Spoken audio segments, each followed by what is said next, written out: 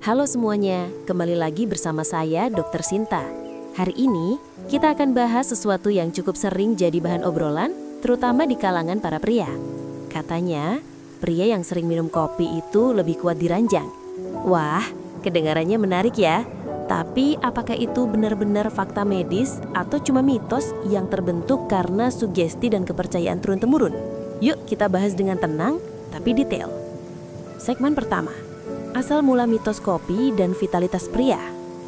Pertama-tama, kita perlu tahu dulu, kenapa muncul anggapan seperti ini. Kopi sudah menjadi minuman paling populer di dunia.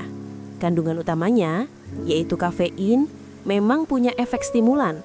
Artinya, dia bisa meningkatkan kewaspadaan, energi, dan bahkan memperbaiki suasana hati. Nah, dari sinilah muncul persepsi bahwa kalau seseorang merasa lebih berenergi, maka aktivitas fisik, termasuk hubungan intim, akan lebih bertenaga juga. Tapi apakah itu benar-benar punya efek pada fungsi seksual pria? Secara ilmiah, jawabannya tidak sesederhana itu. Segmen kedua, kafein dan sirkulasi darah, ada hubungannya? Kafein bekerja dengan cara memblokir reseptor adenosin di otak. Reseptor adenosin ini biasanya membuat tubuh merasa lelah. Jadi ketika diblokir, tubuh terasa lebih segar, fokus meningkat, dan detak jantung sedikit naik. Nah, beberapa penelitian menunjukkan bahwa kafein juga bisa membantu memperlancar aliran darah karena efek vasodilator ringan. Secara teori, sirkulasi darah yang lebih lancar bisa membantu fungsi ereksi karena ereksi itu bergantung pada aliran darah yang cukup ke organ vital pria. Tapi, catat baik-baik, efek ini tidak signifikan pada semua orang. Artinya, meskipun ada peningkatan sirkulasi darah, belum tentu pria yang minum kopi otomatis jadi lebih kuat di ranjang.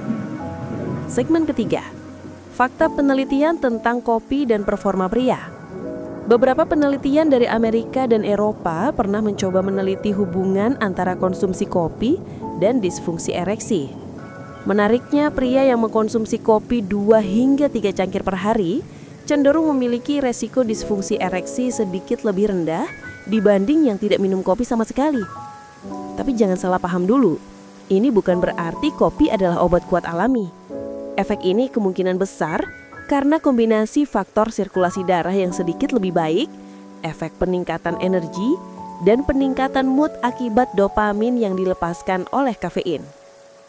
Jadi efeknya lebih ke arah psikis dan kebugaran ungu, bukan langsung meningkatkan kemampuan seksual secara permanen. Segmen keempat, faktor psikologis dan sugesti dari kopi. Satu hal yang menarik, banyak pria merasa lebih percaya diri setelah minum kopi. Ini bisa jadi efek placebo atau sugesti positif. Ketika seseorang merasa lebih bertenaga dan percaya diri, maka performa seksualnya bisa ikut meningkat. Bukan karena kopi secara langsung, tapi karena efek psikologisnya. Dalam dunia medis, ini disebut psikoseksual effect. Jadi kopi bisa membuat otak percaya bahwa tubuhnya siap beraksi. Dan ketika pikiran positif terbentuk, tubuh pun ikut merespons lebih baik. Tapi kalau diminum berlebihan, misalnya lebih dari 4 hingga 5 cangkir sehari, efeknya bisa berbalik arah, detak jantung meningkat, cemas, bahkan bisa menurunkan gairah karena stres fisik dan insomnia. Segmen keenam, efek samping jika minum kopi terlalu banyak. Banyak orang lupa bahwa kafein juga bisa berdampak negatif bila dikonsumsi berlebihan. Beberapa efek yang sering muncul antara lain, gangguan tidur, sulit merelaksasi menjelang malam, detak jantung cepat dan palpitasi, asam lambung meningkat terutama bagi yang punya MAH, dan dalam jangka panjang bisa meningkatkan kadar kortisol, yaitu hormon stres.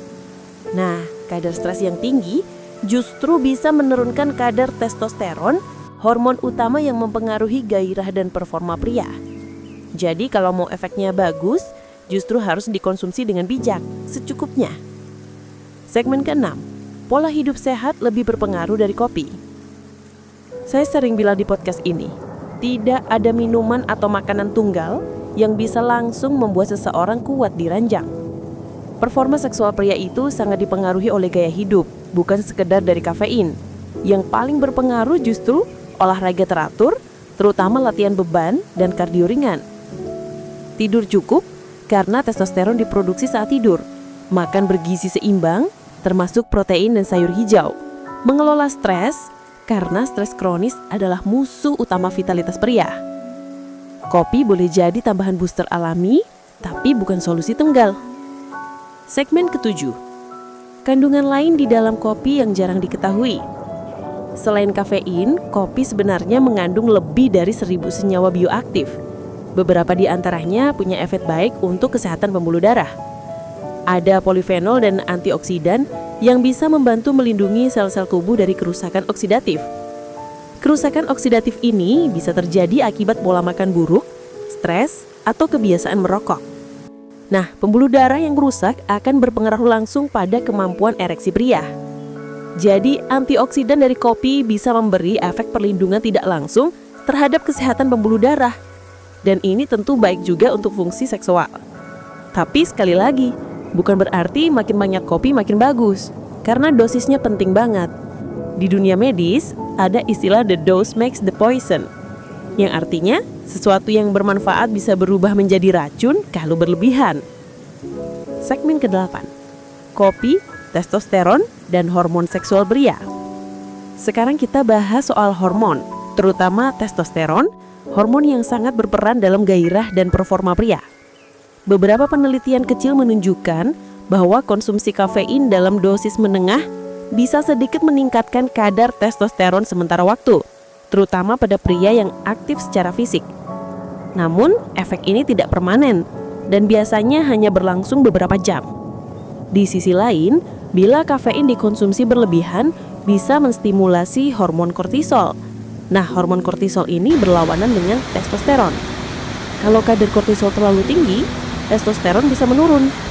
Jadi kopi bisa membantu sementara meningkatkan performa lewat energi dan mood. Tapi jika kebiasaan minum kopinya berlebihan dan mengganggu hormon, justru bisa berbalik menurunkan gairah. Semua tergantung dosis. Segmen ke-9, pengaruh kopi terhadap kesuburan pria. Ini juga sering jadi pertanyaan menarik. Ada yang bilang kopi bisa meningkatkan kesuburan pria, ada juga yang bilang justru menurunkan kualitas sperma. Data ilmiah menunjukkan hasil yang beragam.